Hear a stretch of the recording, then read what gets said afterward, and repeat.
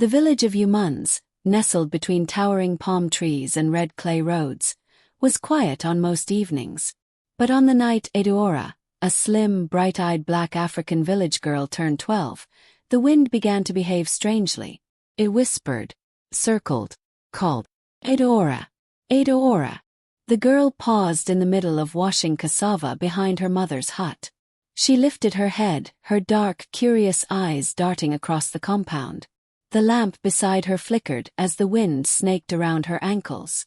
No one else reacted. Her mother, Mama Ijaik, stirred the evening pot of soup. Her older brother, Ijaik, split firewood in the yard. Chickens clucked lazily. The world seemed normal, except for the voice only she could hear. Eduora swallowed hard. This wasn't the first time. Ever since she was a child, she heard voices in the rustling trees or the flowing stream. They were gentle, like echoes of forgotten lullabies. She never told anyone. Who would believe her?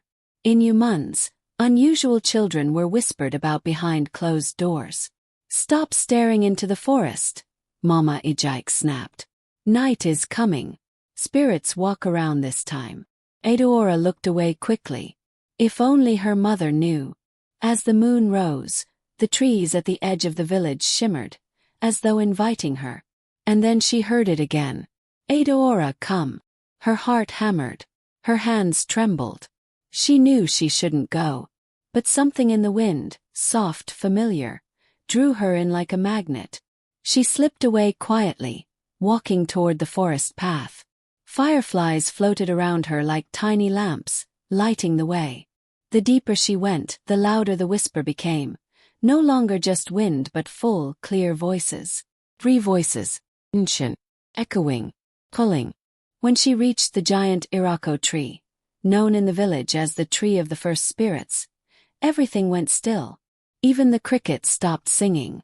And a soft glow formed in front of her. 3 shimmering figures emerged, like outlines made of moonlight.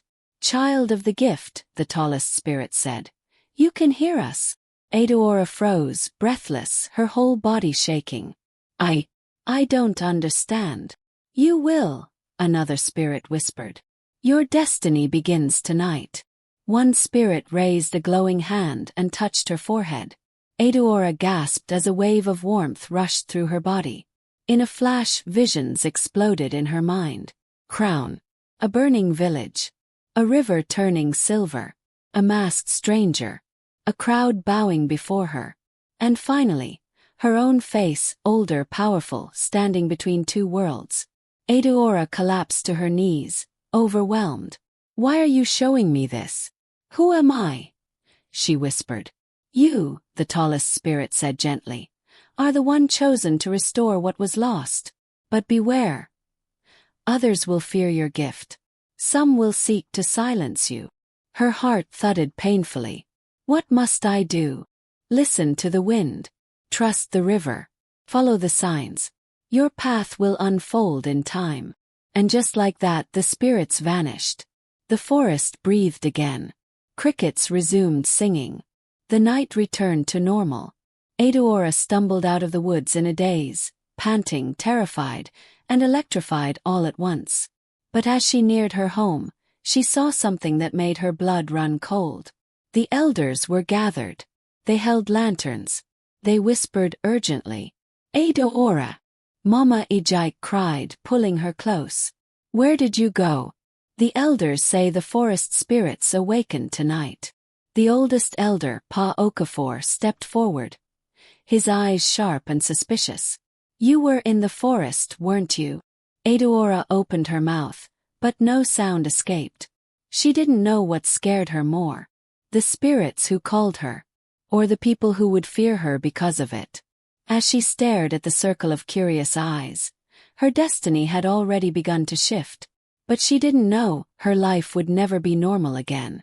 Dawn broke over Umans with a soft golden haze, but for Eduora, the morning felt heavier than usual. Her legs still trembled from the encounter in the forest, and her mind buzzed with questions that refused to settle. She had barely stepped out of the hut when she felt it. The stares, the whispers, the suspicious glances. The elders must have said something. Mama Ejike tried to act normal, sweeping the compound, but her hands shook ever so slightly. Ejike, her older brother, looked at her as if she had grown a second head. "You went into the forest," he muttered under his breath. "Why?" "I didn't mean to. You know the rules, Eudora." His voice was sharp, but behind it was fear. "People don't come back the same." She looked away. If only he knew just how changed she was. Fire rumors spread like harmattan fire. By midday, the entire village buzzed with gossip. She walked into the forest on the night the spirits awakened. "I heard she came back smiling to herself." No. My cousin said she was talking to the trees. Girls like her bring trouble. The spirits mark them. She should be watched. Everywhere Eudora went, someone whispered behind her. Her classmates at the village learning hut avoided her. Even the market women, normally warm and cheerful, lowered their voices when she passed. And then something strange happened. While helping her mother fetch water from the stream, Eudora stepped into the shallow edge. And the water glowed softly around her feet. Only for a second. Only long enough for her to notice. She gasped and stumbled back. Mama Ejike didn't see it, but the two women at the stream did. One slowly crossed herself. The other grabbed her bucket and hurried away, murmuring a worried prayer. Eudora's stomach twisted. The spirits had changed something in her. And people could sense it. Sun behind cloud, the wind speaks again. That evening, while sweeping outside, a breeze brushed Eudora's cheek, soft as a mother's touch. "Eudora, listen." She froze. Not now. Not here. Not when people already suspected her. She pretended to keep sweeping, but the voice deepened, echoing around her. "You must not fear them. Your path is bigger than their doubts." Her heart jolted. "Please, not now," she whispered quietly. "People will see me." Her mother poked her head out. "Eudora, what are you saying?" Eudora stiffened. Nothing." Mama Ejike frowned with concern. "Are you sure you're all right?" Eudora nodded quickly, but her palms were sweating. New moon, the elders make a decision. At night, the village square filled with murmurs. Torches flickered. Drums beat softly in the background. A meeting had been called. Eudora crouched behind a tree listening. Pa Okafor cleared his throat. "The forest spirits awakened 2 nights ago. And a child went missing at that exact hour." He paused gravely. "Eudora." Gasps rippled through the crowd. "We must be careful," another elder said. "Spirit-marked children bring unpredictable events." A woman raised her hand fearfully. "My daughter said Eudora made the stream water shine. That is not normal. She must be questioned. She must be watched. She may be dangerous." Each word slammed into Eudora like cold stones. Her chest tightened. Her vision blurred. She wanted to run far away from the accusing voices. But her legs refused to move. Then, surprisingly, a younger elder spoke up. "Let us not rush to condemn a child. She is only a girl. We must first understand what happened." But Pa Okafor narrowed his eyes. "Mark my words, spirit-chosen children bring change. Whether good or bad, we must prepare." The crowd hummed with fear. Eudora's breath hitched. Was she truly a danger? Or was she meant for something greater? Fire a few show kindness. The next day, Eudora went to the market with her mother. Her feet dragged, her shoulders slumped. Shame followed her like a shadow. But not everyone turned away. An elderly woman named Mama Nena called softly. "Eudora, come here." Eudora hesitated. Mama Nena smiled warmly. "You walk with spirits, child. Do not fear. The world fears what it does not understand." Eudora's eyes widened. "You believe me?" The old woman gently cupped her cheek. "I see light around you, not darkness." Then she whispered, "You are meant for more than this village." Eudora swallowed hard. Her destiny, her visions, the glowing water, everything suddenly felt bigger than fear. Waning crescent moon, the first sign of trouble. That night, Eudora lay awake on her mat, staring at the ceiling, wondering what her life would become. Then she heard a familiar whisper. "Eudora, come outside." She sat up instantly. "No," she whispered. "People will see me." But the wind insisted. "Urgent. Neezy. Come, child. Danger is near." Her heart pounded. She stepped outside quietly and froze. At the entrance of their compound stood Pa Okafor and two other elders, holding charms marking symbols on the ground. "What are they doing?" Eudora whispered. "Protecting themselves," the wind replied. "From you." Eudora's breath trembled. Fear curled around her heart. But beneath it, something else sparked. Strength, power, destiny. For the first time, Eudora realized. The village feared her. But the spirits were preparing her. Something was coming. Something she could not run from. Something that would change everything. Her true journey had only just begun. The night in Umans was unusually still. No crickets. No rustling leaves. Not even the soft hoot of the night owl. It was as though the entire village held its breath. Meanwhile, Eudora crouched behind the wooden mortar near the hut doorway, heart hammering as she watched the elders draw strange white symbols on the ground. Their torches flickered, casting eerie shadows that stretched across the compound. Pa Okafor muttered a chant under his breath. "We must shield the village before the child becomes too powerful." Child. They meant her. Eudora's chest tightened. She had done nothing wrong, yet here they were, treating her like a threat. Curse. Nomen. A gust of wind swept through the compound, swirling around her like an invisible cloak. "Eudora," the familiar voice whispered, firm yet gentle. "Do not fear them." "How can I not?" she whispered back, trembling. "They think I'm dangerous." "You are not dangerous." The wind curled around her ear. "But you are chosen. And sometimes the chosen are feared before they are understood." Eudora swallowed hard. "Chosen." The word felt both heavy and frightening. "What am I chosen for?" she asked desperately. The wind's voice deepened. "You will know when the time comes. But first, you must survive what is coming tonight." Eudora froze. "Tonight?" Before she could ask another question, Mama Ejaik stepped out of the hut, tying her wrapper. "Pa Okafor, what is happening?" she asked, fear creeping into her voice. Pa Okafor lowered his staff. "Your daughter's spirit mark is growing stronger. We're placing protections before things get out of hand." Mama Ejaik's face paled. "But Eudora is just a child." "A child touched by the unknown," Pa Okafor snapped. The other elders nodded grimly. "If she loses control, we all suffer." Eudora's breath caught. Lose control.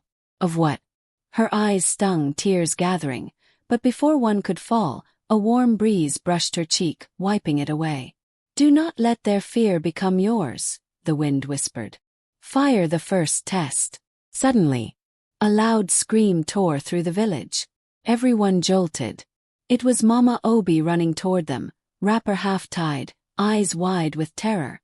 "My baby! My baby!" she cried. "What happened?" Pa Okafor demanded. The goats went mad. They were running in circles, crashing into things. One almost trampled my child." The elders exchanged worried glances. "The spirits are restless tonight," one muttered. Eudora stiffened. Restless. Because of her. No, because of something else. She felt it in her bones. The air was too thick. The wind too sharp. The night too quiet. Another scream. This time from the direction of the palm forest. The villagers gathered in panic, forming clusters, whispering prayers. "It has begun," the wind murmured. Eudora's blood ran cold. What has begun? The wind swirled around her, faster now. Protective, urgent. A test. And only you can stop what's coming. "Me." Eudora gasped. "I'm only 12. You carry the gift. The spirits will not stop until you acknowledge it." Before she could respond, a young boy ran into the square, breathless. The stream. The water is rising even though it's dry season. Gasps broke out. The stream never rises at night. This is a warning. Something supernatural is happening. Eyes slowly drifted toward Eudora. She felt the weight of their fear, heavy, suffocating. But deep within something else stirred. Quiet warmth. Fierce courage. Calling. New moon, the spirits reveal themselves. The wind spoke again, its voice echoing from every direction. Go to the stream, Eudora. I can't. They'll think I'm the cause. You are the answer, not the problem. Her heartbeat thudded in her ears. Then Mama Ijike knelt beside her, gripping her shoulders. Eudora, she whispered, voice shaking. Did you do something? I don't know, Eudora cried softly. But I feel like the spirits want me to go to the stream. Mama Ijike closed her eyes. When she opened them, tears glistened. My daughter, I don't understand this world of spirits. But I know you. You are good. She squeezed her hand. A mother choosing faith over fear. Go. If your heart tells you to. Eudora nodded, swallowing her terror. Pa Okafor blocked her path. Where do you think you're going? Eudora stood straighter than she ever had. To the stream. You will not take another step, he barked. But at that moment, a violent gust of wind blasted through the square. Torches went out. Dust spiraled. Cloths flapped wildly. People screamed. The wind wrapped itself around Eudora like a shield. She goes. The wind's voice thundered, only audible to her. And for the first time, Pa Okafor stepped back in fear. Water waved the rising stream. When Eudora reached the stream, villagers followed at a distance, watching her like she was walking into the mouth of a lion. And what she saw made her gasp. The calm stream had risen 3 full feet, swirling violently, even though there was no rain. The water shimmered with a strange silver glow. Eudora stepped closer. The wind whispered. Touch the water. Fear rippled through her. If I do, will it hurt me? No, child. It will recognize you. Her hand shook as she reached out. The moment her fingertips touched the surface, the water stilled. Completely. Villagers gasped. Some fell to their knees. And the water began to glow brighter and brighter, until a shimmering figure rose slowly from its depths. Spirit. Graceful. Made entirely of light and water. The villagers screamed in terror. But Eudora stood frozen, not in fear but awe. The spirit spoke, its voice like echoing water. Daughter of the wind, your time has come. Eudora's knees nearly buckled. My time for what? The spirit extended a glowing hand. To choose your destiny. Tonight you step from childhood into purpose. Eudora's breath hitched. She wasn't ready. She wasn't brave. But the spirit continued. The village fears you because they do not see what we see. You are the bridge between 2 worlds. Eudora's heart pounded so hard she felt dizzy. Behind her, villagers watched, trembling, whispering prayers. Some begged the elders to stop her. Others believed she was a savior. Pa Okafor looked torn between terror and reluctant respect. The spirit's voice softened. Eudora, will you accept the call? The wind swirled around her, waiting. The villagers stared, terrified. Her mother's eyes brimmed with tears. And Eudora, with shaking breath, finally whispered, yes. The spirit's form brightened. And the entire stream exploded with light. The destiny of a once ordinary village girl had begun. For several heart-stretching seconds, the bright light from the stream swallowed everything. Trees, the water, the villagers, even the night sky. Eudora could neither see nor hear anything. Only feel. Warmth. Weightlessness. A gentle hum that vibrated through her bones. Slowly. Softly. The glow dimmed. She found herself standing inside what looked like a massive dome of shimmering water. Except she wasn't wet. The water hovered around her like curved glass. At the center stood the glowing spirit, taller and clearer now, its face shaped like a human but made of swirling light and waves. Eudora swallowed. "Where am I?" "In the space between worlds," the spirit replied. "Our realm." Eudora tried to breathe normally, but her heart raced. "Why did you bring me here?" "To show you what lies ahead, and what threatens your home." The spirit raised its hand, and the water walls shifted, forming moving images like mirrors of liquid. Scenes unfolded. Villagers running in panic. Fields drying up. Storms tearing roofs apart. Children crying. Dark shadows crawling over humans like smoke. Eudora gasped.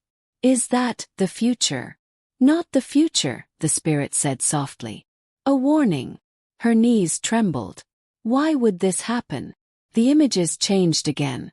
Now she saw Pa Okafor arguing with the elders, fear written across their faces. She saw villagers pointing at her mother's hut. She heard angry whispers. "She is the cause. The girl is a curse. Send her away before the village falls." Eudora flinched, pain slicing through her chest. "They're scared of me." "Yes," the spirit said. "Because they do not understand you." "Then why me?" Eudora whispered, voice cracking. "What makes me different?" The spirit stepped closer, placing its glowing palm on her forehead. There was no heat, no cold, just a powerful wave that rushed through her like wind and water combined. Images flashed in her mind. A young woman running through a forest. Her mother, younger, frightened, carrying something wrapped in cloth. A bright flash of light pursuing her. Whispers swirling around her. A voice calling to an unborn child. Eudora gasped and stumbled back. "That was my mother." "Yes," the spirit said. "The night you were born, the wind and water spirits blessed you with power." "Why?" she whispered. "Because the world will soon face a darkness only you can withstand." Eudora shook her head furiously. "But I'm not strong. I'm just a girl. Get scared. I cry." "And yet," the spirit interrupted gently, "you walked into the rising stream when every adult trembled. Strength is not the absence of fear. It is the courage to walk through it." Eudora's breath caught. She wasn't sure she believed it, but she wanted to. Windface, the gift of the spirits. The spirit motioned toward the glowing water surrounding them. "There are 3 gifts you must receive tonight." Eudora's eyes widened. "Gifts? Why?" "To prepare you for the battle ahead." Her stomach twisted. "Battle?" "Yes, a great shadow is coming. One that feeds on fear, grows in silence, and destroys without warning." Eudora felt a chill slide down her spine. "What shadow?" The water shifted, forming a new shape. A dark, swirling mass like a storm with glowing red cracks. It roared silently like a monster breathing. Eudora stumbled back. What is that?" "The Izumiga," the spirit whispered. "A malevolent spirit born from resentment and untamed power. It has awakened, and it seeks a vessel. Someone in your village." "Who?" Eudora cried. The spirit's form dimmed slightly. "That remains hidden. But whoever carries bitterness in their heart is at risk." Eudora's mind raced. Yuzoki, Nana, Pa Okafor. Anyone could be the vessel. The spirit continued. "And when the Izumiga takes root, only someone touched by the wind and water can stop it." Eudora's voice trembled. "And that's me." "Yes." She closed her eyes, feeling tears gather. "I'm scared." "We know, child," the spirit said. "But you are not alone. Tonight we give you the strength you will need." The water walls shifted again, glowing bright as the spirit lifted both hands. The first gift. Sight. A beam of silver light shot toward Eudora's eyes. She gasped, covering her face, but instead of pain, a warm sensation spread across her eyelids. When she opened them, everything looked sharper, brighter. Alive. She could see tiny currents flowing through the air. She could see the emotions of spirits as faint colors. She could see energy pulsing beneath the ground. The second gift. Hearing. The spirit touched both of her ears, and a soft ring echoed. Suddenly she could hear the whispers of leaves, the quiet rumbling of water miles away, even the heartbeat of insects around her. And then, the final gift. Command. The spirit placed its palm on her chest. Eudora felt a jolt, like wind exploding inside her lungs. She gasped. Light burst from her chest, swirling around her like a cloak of wind and shimmering water. With this you can call the elements. Wind will listen. Water will obey. Eudora stared at her hands in disbelief. They glowed faintly like tiny stars lived beneath her skin. Then the spirit's glow softened. Use your gifts wisely. They are not weapons, but tools. Eudora nodded slowly. What do I do next? The spirit's form flickered. Return to your world. Protect your village. And Eudora. Yes. Beware the one who envies you most. Eudora stiffened. What? Who is that? But before the spirit answered, the water dome shattered in a burst of white light. Crescent moon back to the village. Eudora gasped as her feet touched the sand beside the stream again. Villagers stumbled backward, hands trembling. Pa Okafor pointed at her with wide, terrified eyes. She disappeared. Just now.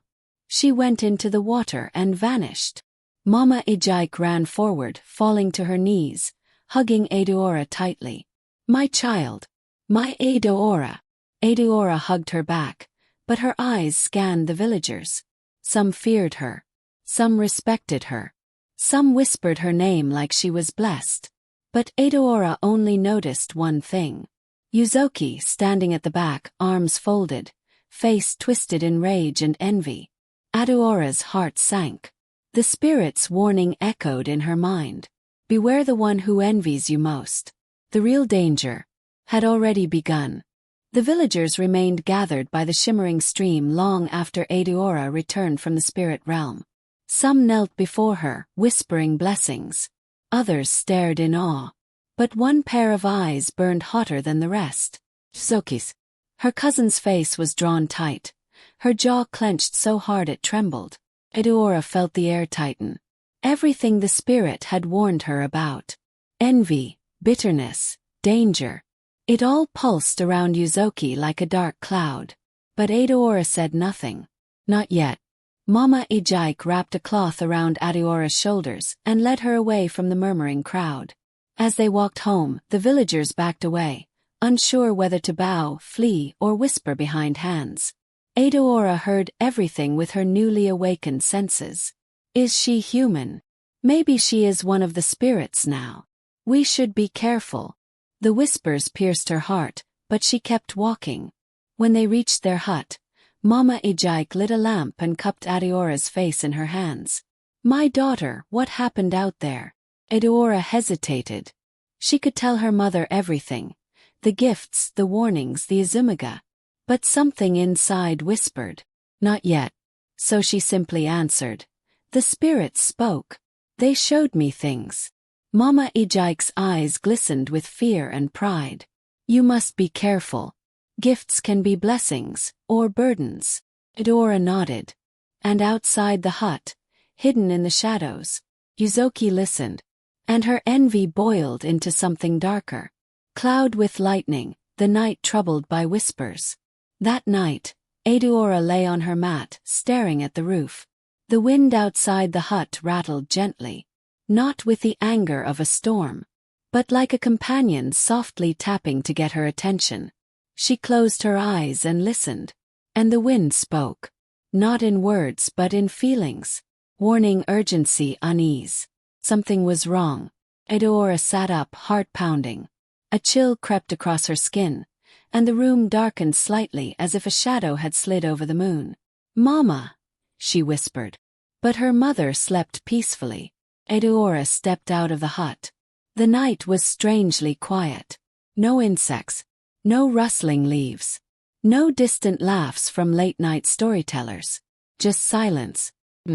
A whisper curled around her from behind. Eudora. She spun around. Who's there? Another whisper. Deeper, heavier. Adara. And then she saw it. At the edge of the trees stood a figure made of swirling darkness, its eyes glowing red like embers. It had no feet, only a smoky, writhing form that floated above the ground. Adeora's breath froze. "The Izumaga," she whispered. The shadow rumbled like thunder. "Child of wind, child of water. You dare resist me?" Adeora stepped back. "What do you want?" "A vessel," the spirit hissed. "A heart filled with envy. A soul ripe with bitterness. And I have found one." Adeora's heart dropped painfully. "No." The shadow shifted, and from within it, a familiar silhouette emerged. Limp, angry, shaking. Yuzoki. Her cousin stepped forward, eyes wide but blank, as if she were half asleep. "Yuzoki!" Adeora cried. But the shadow wrapped around her like smoke. "She called to me with her jealousy," the Izumaga said. "I answered." Adeora swallowed. "Let her go." The shadow laughed, low and rattling. "You are strong now, but not strong enough." And with a loud crack like a splitting tree, the shadow burst upward, slamming into the sky and spreading across it like a dark stain. The wind wailed.